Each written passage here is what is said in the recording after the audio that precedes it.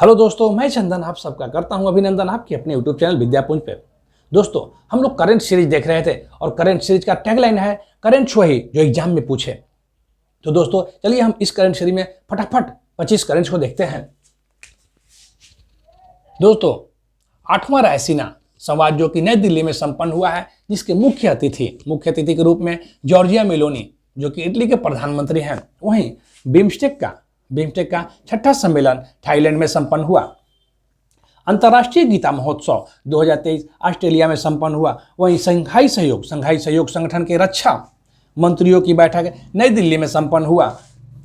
संघाई के विदेश मंत्रियों का सम्मेलन जो है कि गोवा में संपन्न हुआ। वहीं G7 का 49वां अंतर्राष्ट्रीय सम्मेलन जापान के हिरोशिमा शहर में संपन्न हुआ। वहीं क्वाड का भी सम्मेलन जापान शहर के हिरोशिमा में संपन्न हुआ।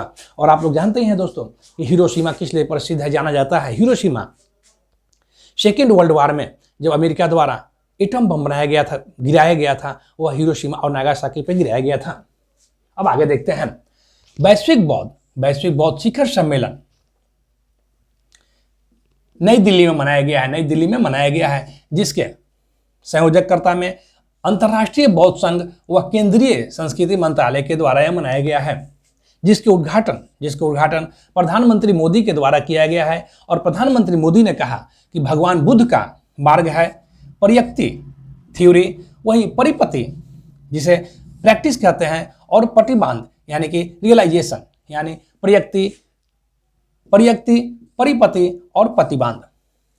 सीबीआई की हीरक जयंती 2023 में मनाया गया है। इसकी स्थापना 1 अप्रैल 1963 ईस्वी को हुआ था। हिंद प्रशांत द्वीप समूह सहयोग मंच जिसका थर्ड बैठक पापुआ न्यू गिनी में हुआ है, जिसकी अध्यक्षता प्रधानमंत्री मोदी के द्वारा किया गया। संघाई सहयोग का 23वां शिखर सम्मेलन जो कि वर्चुअल रूप में मनाया गया है और इसकी मेजबानी भारत के द्वारा किया गया है।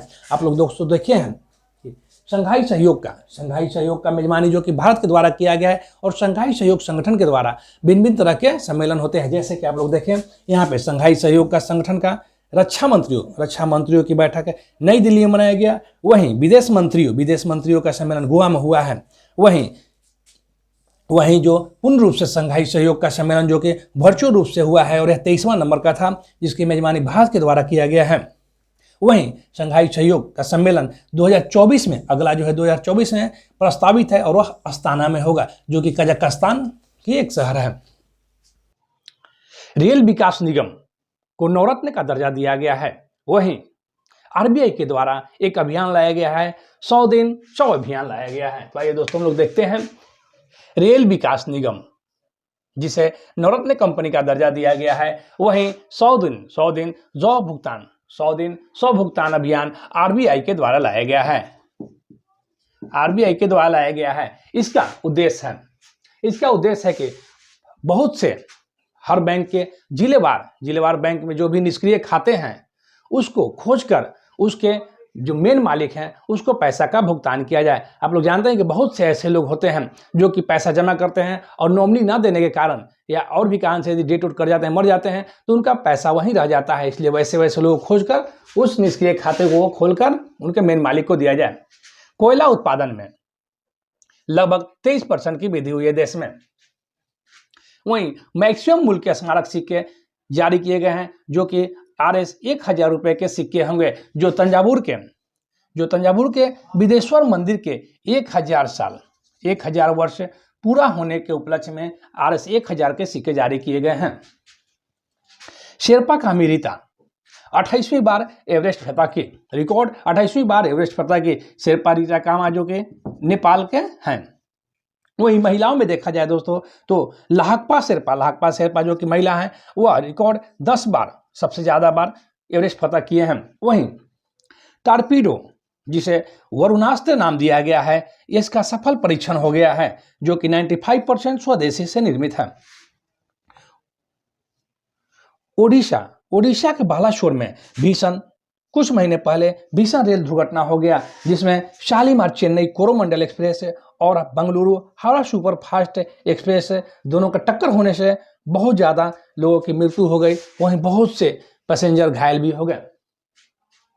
हरियाणा में 75 वर्ष से अधिक उम्र के पेड़ों के लिए एक पेंशन लागू किया गया है, जो कि RS 2500 रुपया पर माह दिए जाएंगे। इस अभियान का प्राण वायु देवता पेंशन योजना, यानी कि 75 वर्ष से अधिक के जो पेड़ हैं उसे पर मंथ 2500 रुपया दिया जाएगा।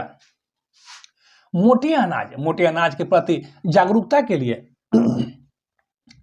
लिए एक गीत बनाया गया है, जिसे जो एमेंडेंस इन मिलेट्स नाम दिया गया है। इसके रचनाकार फालू यानी फाल्गुनी शाह और गौरव शाह हैं। वहीं इस गीत में पीएम मोदी की आवाज भी दिया गया है, पीएम मोदी खुद आवाज दिए हैं।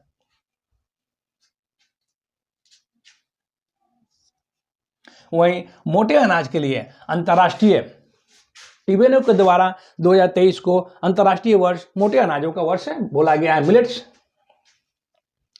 वहीं दोस्तों 23 जून 2023 को विपक्षी दलों के द्वारा पटना में एक बैठक किया गया है, और इसके बाद विपक्षी दलों ने एक इंडिया नाम का विपक्षी दल बनाया है, जो कि बीजेपी के विपक्षी में बनाया गया है। इसलिए बिहार के एग्जाम के लिए आप लोग याद रखेंगे, विपक्षी दलों के द्वारा सर्वप्रथम बैठक कहाँ किया गया, तो पटना में किया गया था 23 जून को।